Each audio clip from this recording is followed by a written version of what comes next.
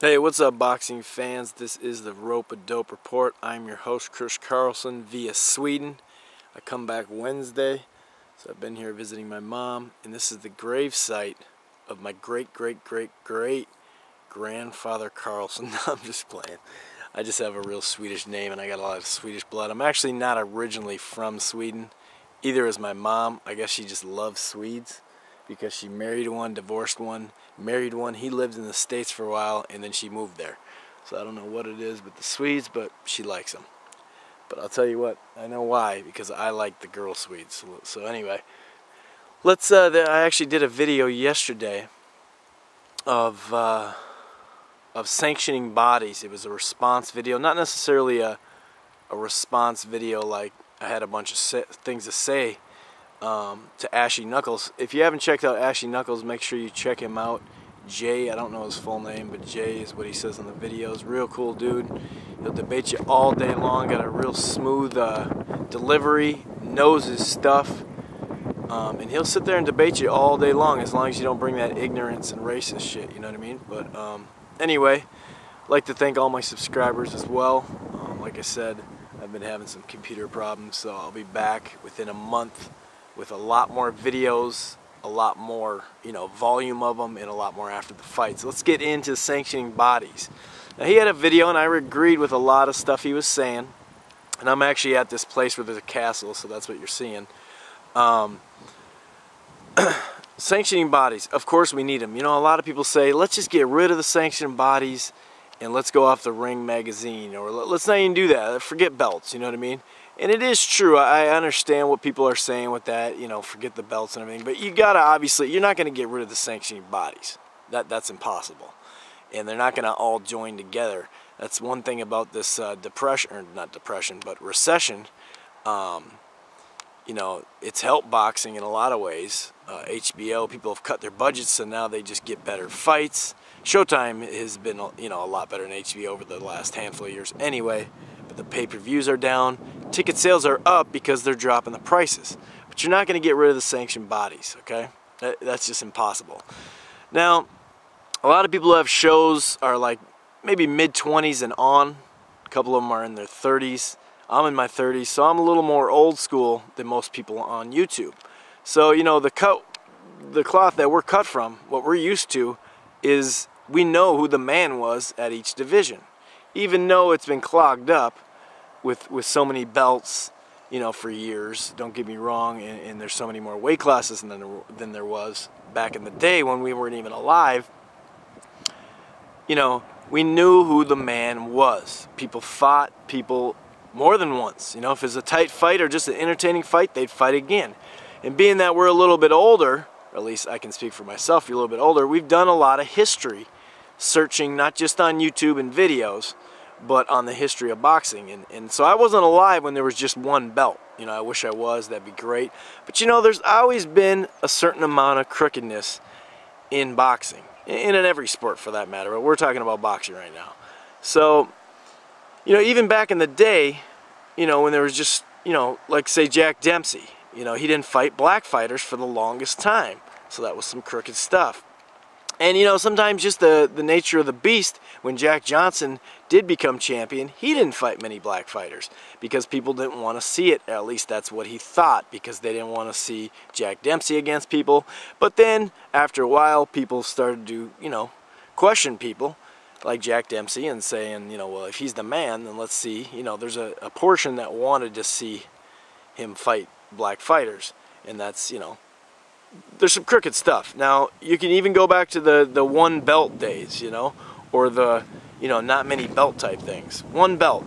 Well, the mafia owned a lot of boxing and owned those belts. So, I'm not saying they necessarily own the actual belt, but they might as well have, because, I guess if younger fans hadn't seen Raging Bull, and if you haven't, shame on you. Come on now, that's the best boxing movie there is all time. But you know how Jake LaMotta, he had to get a championship belt, he had to take a fall for the mob, and then that got him in to a championship belt. So there was always been crookedness in boxing. You're never going to run from it, but at least with the one belt, it helped cleared out a lot of stuff. And not only that, but like once there was another belt, there was, you know, there's a lot of money in boxing, especially at that time. So there was a, you know, another belt came along for a couple reasons. One, more money, but two, it's because if you did hold on to a belt forever, the other fighter who you're not fighting could fight the guys you're fighting,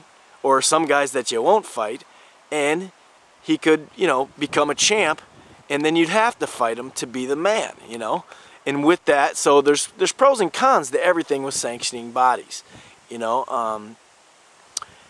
You also got, you know, the mandatories. Mandatories came up, and it was a good idea. You know, a lot of times things start out in theory as good ideas, but then they end up getting crooked. That's just the way it goes, whatever. But mandatories, you know, make a lot of sense. So if you're sitting on a belt, you know, and it's been more than a year, you're going to get stripped. Unless you are just the ultimate cash cow, you know, you're going to get stripped. And you can actually go to court nowadays and make them fight you within a year or 6 months, or else you get stripped of your belt. So that's a positive. But with that comes negatives. You know, let's say you have a belt, you know, like the Claudio Cotto fight. Both of those guys were champions. Well, Claudio had to get stripped to fight him. I think the same thing with Cotto and Margarito. I believe Margarito had to drop his belt to fight him. So we don't get unification fights, not always because of the promoters, not always because of the fighters, but because of the sanctioning bodies. You know, the Ring Magazine's got basically a good, how do I say this? It's on the right path, okay? It's got a good system in place. 1 against 2 have to fight to establish the lineage champion. And when I say lineage, there are no more really lineage champions, because not too many people stay at one weight class and get it done. You know, you can't really tell, you know, if you just hop in a weight class for a couple fights and then move on, you were lineage, yeah, but not lineage, you know what I mean? I mean, you know, I'm from a time where there was lineage, and you know who it was, and you didn't even necessarily say he was lineage, you just said he was the man, you know what I mean?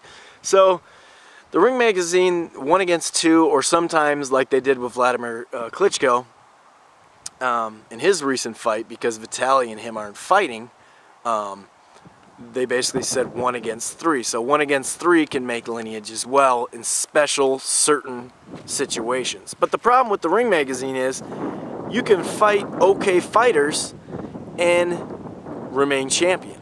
You know, as long as you don't lose, you remain champion. And that's nonsense too. So they're on the right path, you know what I mean? They're definitely on the right path, but a lot of people, they just don't realize what people used to do. And when we say clear out a division, it's not like you have to fight everybody in the top 10. It's just all the threats that basically the general public, the critics, in the ranking systems, you know, all those guys, that's who you got to take care of. So it could be only 4 or 5 fights, you know what I mean? I mean, lineage is hard to gain, man. You can't just go up, win 1 fight, and like you got it, lineage. Now it'll go down in the history books as lineage. We all know that. But there's a lot of things that go down in history, you know, that aren't right. So that's basically my 2 cents on it. You know, I hope Teddy Atlas at some point, he does a great job for ESPN. He's just so knowledgeable, and he's loyal, and he fights and says for what's right. And I like that he stands up, even against his own network, you know what I mean? If you get a kind of a bum or an okay fighter that someone's going to fight, he'll tell you about it. I hope at some point, when he retires from that he'll basically get a sanctioning body that he'll lead. And we need a sanctioning body, not a sanctioning body, but we need someone to overlook all this. And it needs to be a commission. It can't be just one guy, because that never works. Because Teddy could do a good job, but then the person he passes it on or whatever could get crooked. So I hope that becomes, you know, it's tough to get stuff through Congress. I know McCain, and I'm not trying to make it political because I'm not a big fan of McCain anyway, but it doesn't matter. You know, he's the only one that, you know, talks about doing stuff for boxing. But right now, man, in a recession, we can't even get stuff passed for Congress anyway. So we're not going to get stuff passed for boxing that's going to be legit. So we gotta do it ourselves. You know, when Top Rank has these garbage pay-per-views, don't buy them. You know what I mean? I'm going to buy the one on August 15th because I think it's a little deeper. But we just got to be, as fans, we got to stand up and be more knowledgeable as well. You know what I mean? Because that's what's going to do it. Fans pay the bills. Anyway, this has been the Rope-A-Dope Report. via Sweden. Peace.